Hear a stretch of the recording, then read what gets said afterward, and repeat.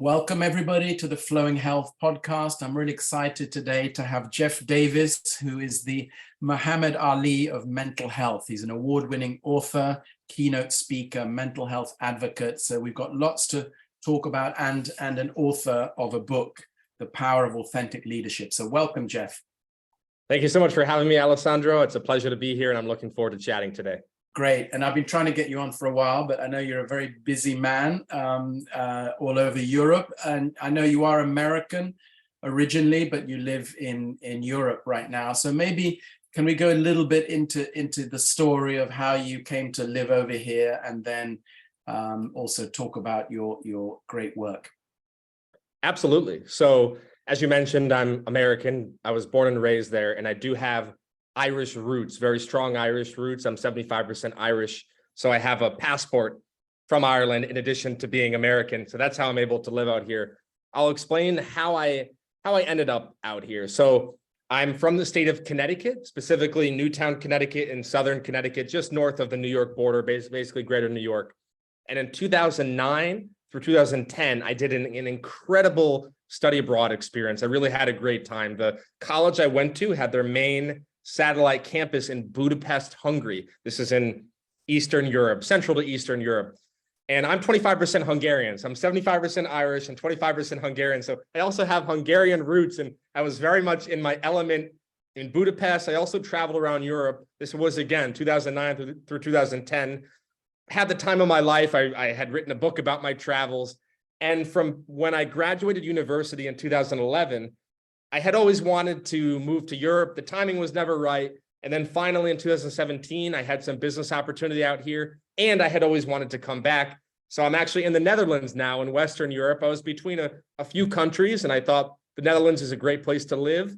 Everyone here speaks English, very strong expat community, and also really good laws. They protect their citizens. So I thought, okay, this is a great country to live. So I've been working and living out here for more than 5 years now, and I'm very happy to be here. Great. Wow. And when did you come into working with, well, actually tell us about your book first. We've got The Power of Authentic Leadership, which was a bestseller, activating the 13 keys to achieving prosperity through authenticity. I love that word, authenticity, because I think traditionally in leadership, we're used to seeing leaders, and sadly, I'm in the UK, and the leadership isn't always the most inspiring. So this authentic leadership is something that really speaks to me, and I think to all of us, because we all look up to authentic leaders. So tell us maybe a little bit about the book, and maybe we could talk about some of the keys that stand out for you about authentic leadership. Absolutely. So I'm going to dive right to the core. Why did I write this? Where did it come from? And then we'll go into some of the main keys to share with the listeners today. So the core of it is we're everywhere. You just mentioned not the most inspiring in the UK, everywhere, whether it's Europe or North America, by the way, including America, or really anywhere in the world, I experience really, really bad leadership. And I'm not saying that to be negative. It's just the truth. And I know many people have said this as well. I mean, whether it was the jobs and the contracting I had in the DC area or New York or Europe, I'm seeing gossip, I'm seeing backstabbing, sabotage, just the opposite of authentic leadership. And I remember I thought to myself, Alessandro, I thought, there's another way. There's another way. And I started to integrate this into my speeches and often speaking to CEOs as well. And these case studies came out of it. Jeff, you changed my life. I didn't know I could be authentic in the workplace. Jeff, these principles work. And I noticed there was such a vast difference between what I saw in the workplace and what I was sharing. And I said, let's bridge that gap with these principles. And that's where it came from. There's another way, Alessandro. We don't have to go about sabotaging and tearing down others. We can actually be congruent, natural, and transparent leaders in a way that elevates ourselves, helps others, and brings out the best in the workplace. And that's where the core of it came from. Wow, I love that. I mean, this collaboration and building each other up. I can't remember what it's called in France. I think they have a tradition that, like here we talk about debating societies where people debate things in very civil ways.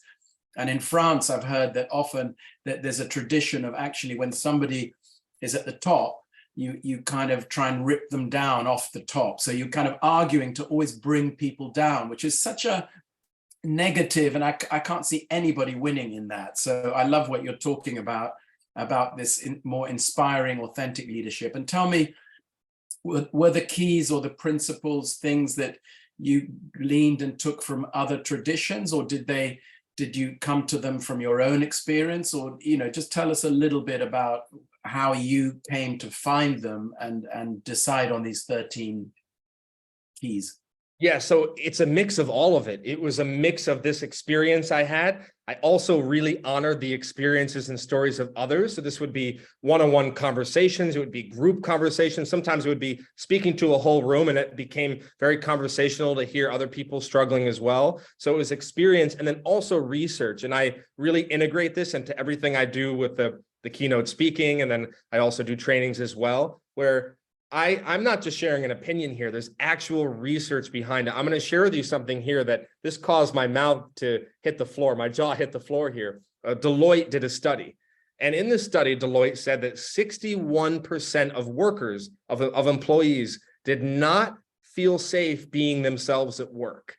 And what I share is that when you are wearing a mask, which most people do out of fear, or out of a toxic workplace, or all of the sabotage and backstabbing going on, if you wear a mask, you don't have engagement, you don't have performance. And when you don't have that, you don't trust each other, and you're not going to achieve your goals or the goals of the organization. So when I talk about this, it's not about let's all hold hands and sing Kumbaya. I keep it very practical, that there's research behind this, and that there are steps we can do. So I combine personal experience, stories of others, and research. I use data points like the one I just shared, and I show people another way. You can take off the mask, you can be fully yourself, and you can inspire others to achieve the goals of the organization. I suppose you need to feel safe to take off the mask, and as an employee, but also as a leader. I've heard that often when a leader shows that he or she is vulnerable in a robust, let's call it, or healthy way, that actually gives others permission as well to help or collaborate more. So I think it's just as important for leaders to take off. Maybe they've got a few masks on. You nailed it. You just hit the nail on the head. The vulnerability is crucial, especially at the executive levels, CEOs, C-suite, leaders, managers, because they lead by example. They set the kind of culture. And I say this with the utmost respect, and I even say it with empathy. I have worked jobs, I've done consulting, I've done contracting, where the entire ecosystem of the culture is in fear, is in toxicity. And the reason for that is because there's no example. There's no vulnerabilities set by the people in positions of power. So you really touch on the key there, that we can't expect others to do it if we're not first doing it ourselves. Yeah. And I know I've done quite a bit of work with family constellations. I don't know if you've heard of that kind of work. Yes, I have. And apparently they now have like corporate constellations, and where the structure or the culture of the company, for example, is very male dominated or very rigid. And so, going into companies and looking at it from that point of view, because it is a constellation of people, but if the company has that structure, some people will never fit into that structure. But in fact, maybe it's not about the people fitting in, it's about the structure becoming a bit more open and honest and vulnerable, so that everybody can have their voice. But I think from my experience in the old days, I worked in corporate for about 20 years, nobody really had a voice. Everybody did their job with their masks on and kept quiet, to keep safe. But I think that, thank goodness, that's changing now, and people like yourself are out there, inspiring leaders to change. Yeah. Yes, that's exactly it. And on that note, piggybacking off what you just said, I find that having integrity, being true to your word, is so important. And it sounds simple, and it is, and yet there's a lot that don't have it. So like you said, this is why we have a lot of people who are struggling in the workplace, because they do have to put on that mask So yeah, we need to change it. We need to keep the conversation going. It won't happen in one day or 1 week or 1 month or even 1 year. But if we keep talking about it and we show the benefits and we show case studies and results and better performance, we can eventually change the tide here. Yeah, one of my friends, she's a woman in Ireland, actually. You talked about Ireland, and that's great. So you're fully European, even though you're American. You're Irish, Hungarian. Yeah, that's it. Great. That's it. But this friend of mine, she does workshops in Ireland for women, and she has a bucket at the entrance, and she says to the women, when you come in here, just leave your masks in the bucket. Love it. Oh, I love that. That's cool. I like that. And she said some of the women who come have never been allowed to finish a sentence in their lives. Wow. I mean, they're really, can be quite traumatized. And I think that's another thing, maybe we might come on to that, about listening or being listened to, or that we actually all have a voice. And in many companies, I think often many of the employees don't seem to have a voice or have the right to have a voice. And I think that's changing as well now. So the 13 keys to achieving prosperity. Shall we go dive into some of them? Yeah, let's talk about some of the main ones. There's a lot here. Let's talk about some of the main ones, and that'd be a great discussion. Yeah, I mean, we'll put a link to your book. Can people get it off Amazon, or can they get it off your website? Yeah, Amazon would be the main place. It'd be available, so you can go to Amazon.com. It's available globally on Kindle and print, and also in the audiobook version. So Power of Authentic Leadership. It got some really good reviews. So I would love it if they check that out. And yeah, Great. you can find it there. Yep. So anyone listening or watching, click on the link below and you can get a copy for yourself. So let's dive into some of the main principles of achieving prosperity through authenticity. Absolutely. So I'm going to start off with a couple we've already talked about. So I'll just say them, and then we'll go to the one that is new to discuss. So first off, don't wear a mask. We talked about that. That's really important. And when I say don't wear a mask, that means being yourself. And then from that, I piggyback into teaching people how to be vulnerable and how to create safe environments, or something called psychological safety. So that's very important as well. Another thing that is a key point here, and we can go into this, is self-leadership, starting with leading yourself. We've also talked about this, leading by example. So that was a great one. Another one that I want to go on here, and I'm curious what you think of this, Alessandro, is to think in terms of solutions. Think and act in terms of solutions. This is what authentic leaders do.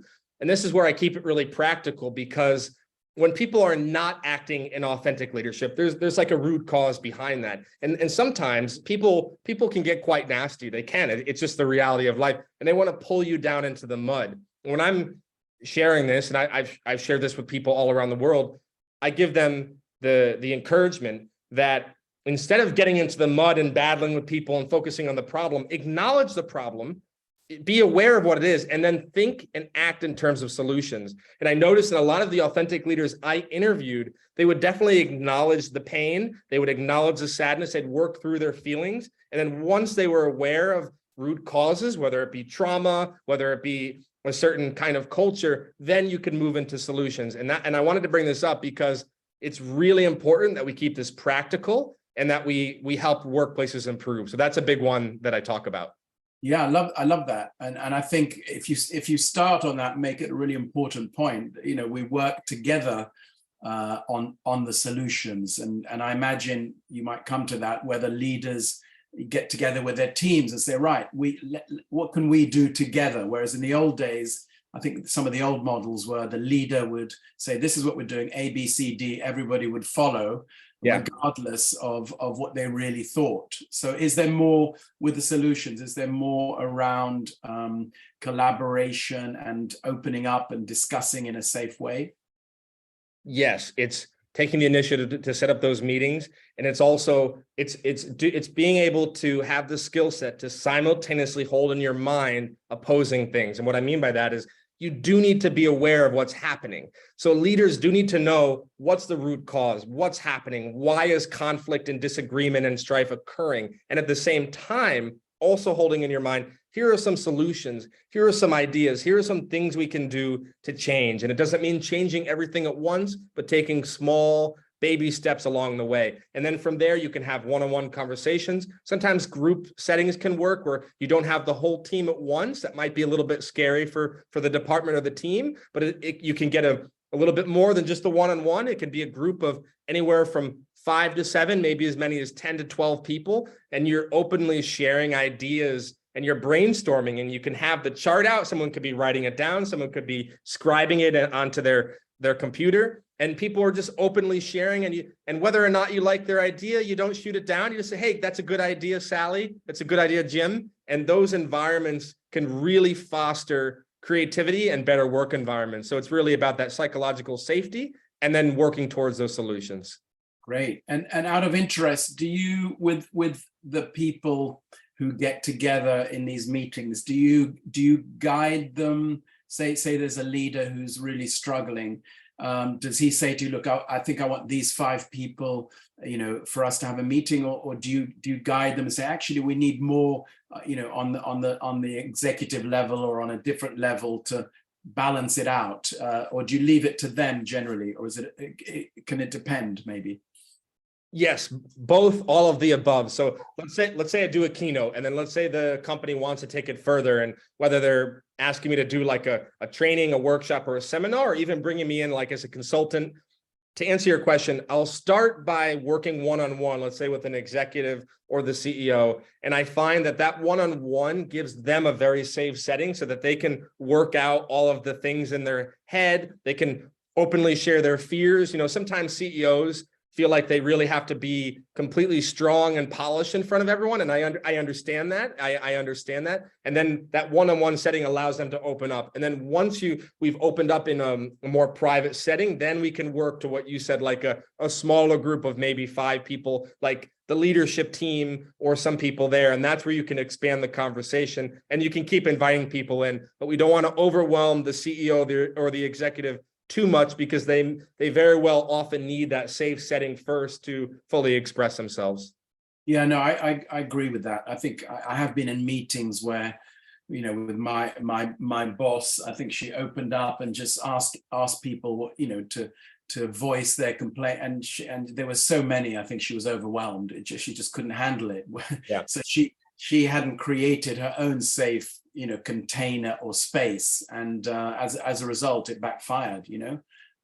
So that's great that you do that. It's great to hear. I like to hear about the sort of methods. And any other keys? We don't have to go into all of them, but maybe 2 or 3 more keys that we could share with the listeners. Yeah, so I got 2 or 3 good ones here. So here's another big one, and then we'll go into the final 2. Let's do 3 more. So this one I talk about a lot. I mention this in probably about every keynote speech I give when I'm talking about authentic leadership. So every authentic leadership is to do what's right. Do what you truly believe is right, even when others disagree. And this is really, really challenging, because it's very easy to say that. And when you get in a situation where people disagree, it's incredibly challenging. The balance is, yes, we need to be open to what other people think. We want to get feedback. All of that is true. And if you've taken everything into account, and you've been fair and impartial, and you've heard all the sides of the story, the situation, and you truly believe in your heart. I mean, I really mean this, like you've reflected on it, you've meditated on it, you've consulted with a close friend, and you truly believe this is what I need to do. And others say, no, that's wrong. You're actually going to benefit yourself most, and others, benefit the team, so benefit everyone, including yourself, by doing what you think is right. And this is really, really hard, but I really mean it when I say that when you're in the trenches, when you have people who do not resonate, you may need to do it anyway. You may believe, I need to be vulnerable. And someone may say, I don't think that's the right approach, but you know what? You believe you need to be vulnerable. You go and do that, and it's going to transform the organization. So that's a really big one there. People will disagree. You will face opposition. You have to be strong in that. Wow, love that one. That's so powerful. It just reminds me of the head of Sony when the Walkman came out. The head of Sony said, I want to call it a Walkman. And they said, but that word doesn't exist in the English language. You can't call it a Walkman. He said, I want to call it a Walkman. And we all know that almost everyone in the world had a Sony Walkman. Everyone had that. And maybe that was his genius of saying, that's what it is. It's someone walking with me. Actually, nowadays we might have to change that terminology to walk person. That's a great example. Anyway, at the time, yeah, he followed on, and maybe that was a massive success of the product as well. Great. I love that one. That's so powerful, because often we tend to think, well, if everyone disagrees with me, or many of them, if I'm not sure myself, I'll easily get swayed. And I think we've seen a lot of companies disappear that way as well. Great one. And so two more? Two more. Let's do two more. So here's another big one. Another big one is do not have a hidden agenda. Have no hidden agenda. And I had a boss once, and I'm going to say this as a really quick and abbreviated example, where he went around and he was lying, and he couldn't really get over himself. And it affected me, it affected other people who reported to him. He was actually a chief marketing officer for a company I had worked for here in Rotterdam. And I really, really mean this when I say authentic leaders do not have a hidden agenda. Not everyone will like this one right away, and I say this respectfully, because if you look at a lot of workplaces, that's all they know. Alessandro, that's really all they know. It may be all they've known their whole work careers, their whole work lives. So I really say this with empathy, that if someone kind of looks at you a bit puzzled, like, wait, no hidden agenda, I understand that. But what we talked about earlier in this call, where you're sort of stabbing people in the back and you're gossiping, that's a hidden agenda. You're hurting someone to further yourself. But if instead you do not have a hidden agenda and you favor transparency, within reason, of course, sharing in the right way and at the right time, it actually is going to benefit everyone in the long run so much more. And I'll end this tip with this, that in the short run, you may love lying and manipulating, but it'll backfire. It will backfire. You may not think it will, but it really very nearly always does. It often does. In the short run, it's a lot harder to be transparent. It's a lot harder to not have a hidden agenda, but in the long run, you'll benefit. So that's a key point. Yeah, love that one. And I think when I think back to my days in companies, I think a lot of people hid behind not their hidden agenda, and they could get away with it. I think nowadays it's much more difficult because of communication through email, through messaging. In the old days, it was all either verbal, and who could prove what, whereas now things that we said 20 years ago can be used against us. So I think I love that. No hidden agenda. Yeah. So in the long term, that will benefit everybody. Yeah. Last one on these. Yeah. Last one, encouraging and empowering others. So you're lifting people up, you're giving them responsibility, you're providing them with resources. So you give them that power to make decisions. And instead of micromanaging, you're empowering, you're letting them do what they need to do. That includes making mistakes, and it's going to really help the organization. Beautiful. Wow. These are great tips. And I encourage everybody to read the book, as I will be. And then this is another aspect of your work. And one of the reasons I got attracted to your profile on LinkedIn was because the Muhammad Ali of mental health. I thought, firstly, that's a bold statement. And then when I read about your mission is to end all suicides globally and to help others better take care of their mental health. That is so amazing and current, and should be present and future. So I think I really admire your boldness at putting that out there. And can we talk a little bit about the mental health maybe in the workplace or in society, and also any particular reason why you came to this mission, particularly around the suicides, and because I think it's a really I'm in the UK, and I know that, at least we might come on to this later, but male suicides are 3 to 4 times more than women's suicides. And men have different kind of pressures. Maybe we can come on to that, but tell me a little bit about your mission and how you came to that, and maybe when you came to that. Absolutely. Such an important thing that we discussed. So this is my primary mission, to end all suicide. So first off, let's go at this in a couple pieces. Why is this happening so much, both in the workplace and in society? And let's talk on a huge root cause, trauma.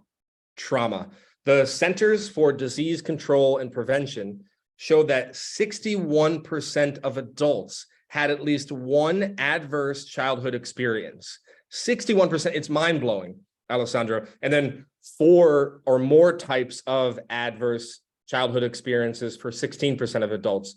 Trauma is why we see personality disorders. We often see, and this can be quite scary, we'll often see narcissistic personality disorder in executives. They may have unresolved trauma. They never address what happened in their childhood. We see it all throughout society. We see it in so many examples where people's trauma comes up. And I had to resolve my own trauma. I in fact, had actually worked very deeply with a psychotherapist, and it was the best decision I've ever made. And I was able to unravel a lot of the abuse I had experienced, and it really helped me to heal. So that's a huge root cause, trauma. And then I'll just very quickly here go into the part 2, which sort of connects from the part 1. So you said, why is this a mission? Where did it come from? Well, when I was a teenager, especially in my later teenage years, in my final years of high school, I had actually struggled with clinical depression, and there were a lot of things going on there. I had experienced bullying at school. I had some bad advice from others. And then on top of that, I was actually also experiencing abuse.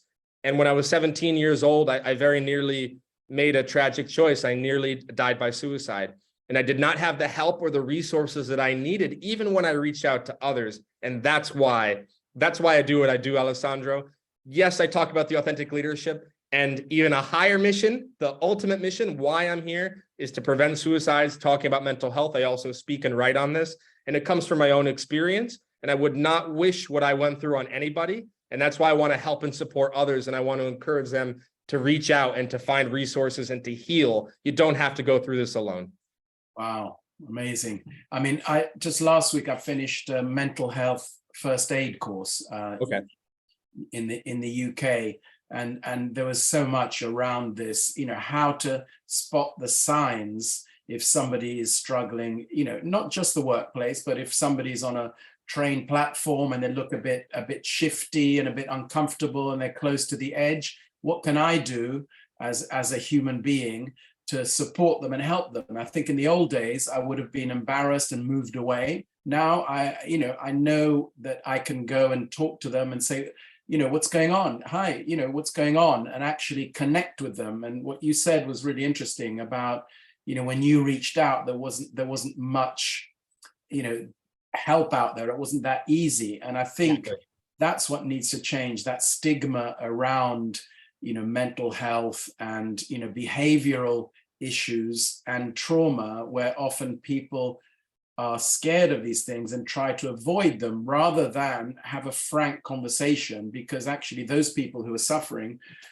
are very willing to have a frank conversation, but nobody's asking them, or nobody's, it feels like nobody really cares. So I think that's a really, noble cause. And thanks for explaining that, that really, resonates. Yes. And to connect to what you just said, where you talked about how we need to shatter the stigma is, for example, I'm just using this as an example. There are many examples, but let's say I'm sharing something on LinkedIn. There will be people who may never like or comment on it, who will tell me offline or who will tell me in a private message, Jeff, that really helped me. And the reason I'm sharing this is because people are not really talking about it openly. Yes, the conversation is progressing. Yes, we're seeing more and more people talk about it, but it's still largely in the dark, especially for men. And the data does show that men are dying by suicide way more often than women are. It's affecting everyone, really. It's a conversation for everyone. And people are very much needing help. So that's why we have to keep the conversation going. Yeah. And not that we're here to focus on men necessarily, but what I've noticed is that there aren't that many support groups for men. I'm not saying that there are loads for women, but women tend to be, I know it's hard to generalize, but they tend to be more open about their emotions and feelings. So they do share more, whereas men tend to, say end up, at a sports event, football match, or in the pub. And it's harder for men to open up about these things because often they're not really listened to. They're just told, oh, sort yourself out, or they're laughed at. And even me personally, I find it quite hard to open up, even with my closest friends, about things that often I can open up with in a men's group, for example. And I really, highly sort of encourage men to try and visit some of these groups, like the Mankind Project, which is a charity, and they're online and they're free. And but as I say, there aren't that many around. I think men are often a bit isolated, and they've been brought up often not to express and not to share, and to have it's like a confined masculinity rather than a liberating masculinity, to quote one of my friends, Ed Frauenheim, who's an author of that book, Liberating Masculinity. I connected with Ed on LinkedIn because I saw him on your podcast. So he's a great guy. He's doing incredible. Ed is doing incredible work. Yeah, I love, and also it's about bringing that into the workplace. How do men show up in the workplace? And you mentioned a beautiful word earlier, empathy, the understanding of others and how they might be feeling. And I think these terms and compassion have never really been used much in business, but now they're coming into the daily conversation, and I think that's really important. Yes, we need to throw out these gender roles. There's some societal gender roles, and this goes for both sexes, both men and women, and all of the other different types of genders that are out there. We have these gender roles, and men are confined to, I can't express myself. And this is where leadership meets mental health, because it's about being yourself. And if being yourself means expressing yourself, do that. It's really, really important we shatter these gender roles, because men are struggling. They're not seeking help. Everyone, especially men, they're dying. They're dying in silence. And it's really, really sad. And it's very tragic. We need to change this conversation. And men need to feel more comfortable, like you said, in men's groups, and also openly. It needs to become a societal, in my opinion, a societal conversation. If we're truly going to end suicides globally, we have to get it out from the dark and into the light. And that means encouraging all people, men and women alike, to share their challenges. Yeah, great. And I do think it's for everybody, for all of us, to feel that we can reach out when we're struggling, and as important, that we can reach out to people who maybe we haven't heard from for a while, or who we think may be struggling. It's happened to me so often. Sometimes I'll phone a friend up who I haven't for a while. I just get some intuition, and they go, "Oh God, it's so nice to hear from," and we have a really deep chat, and maybe they're going through something, but just that conversation or meeting them can really shift. We're all in this together. We're all humans, and we're all supporting each other.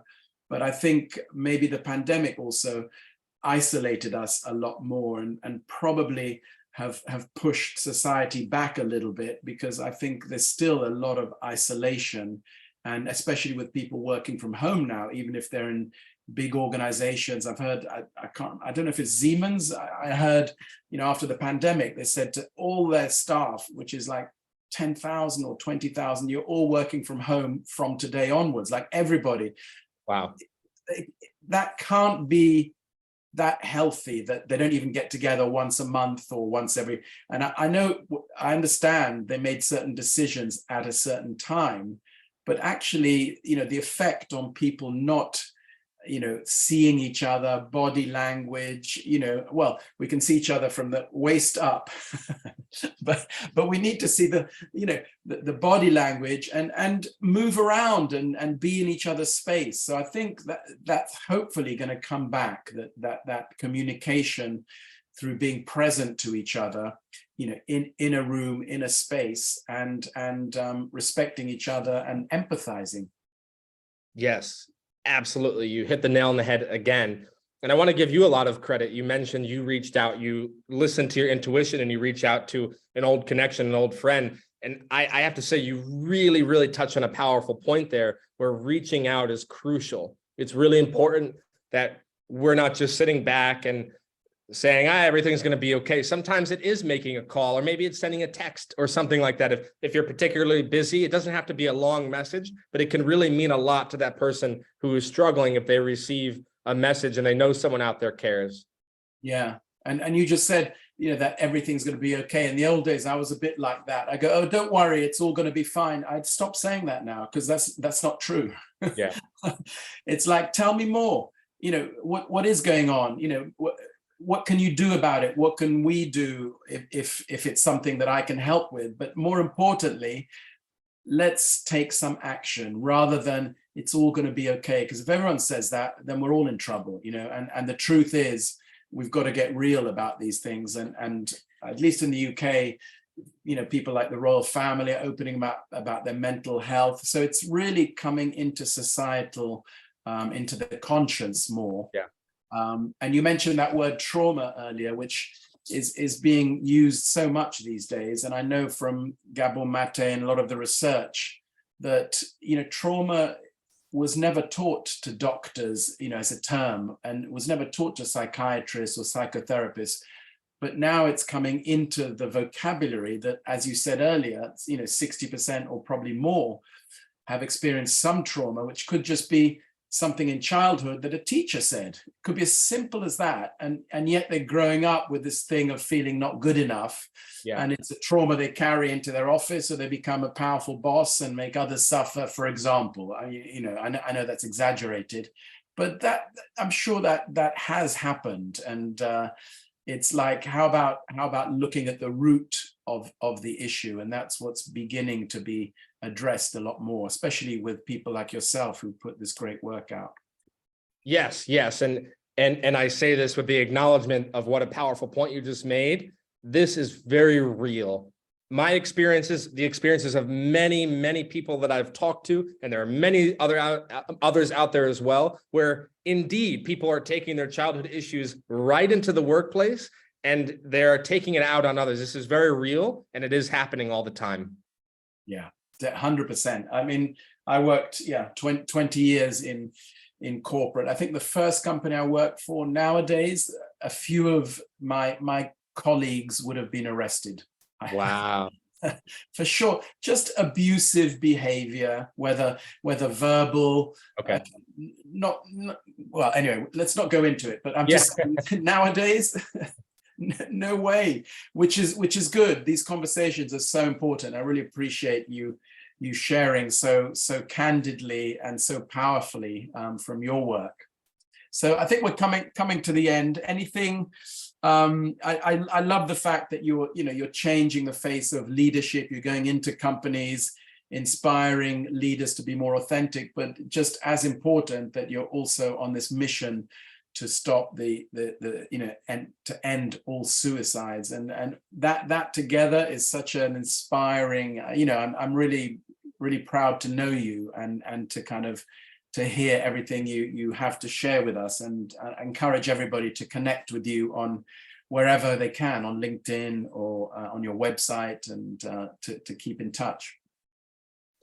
It's an honor to be here, and the feeling is mutual, Alessandro. I'm also really impressed with your work and everything that you're doing in the world to help others as well. So I look forward to keeping this connection going and being a great connection for one another. And like you said, we just have to help others and keep this conversation going, and both combining authenticity with mental health. That's my sweet spot. And it's definitely an honor and a privilege. And I'm looking forward to doing that for many, many years and decades to come. Brilliant. Thank you so much. And so I'll just end with one of my favorite quotes. Some people may have heard it, which is a Ram Dass quote: "We're all just walking each other home." Love that.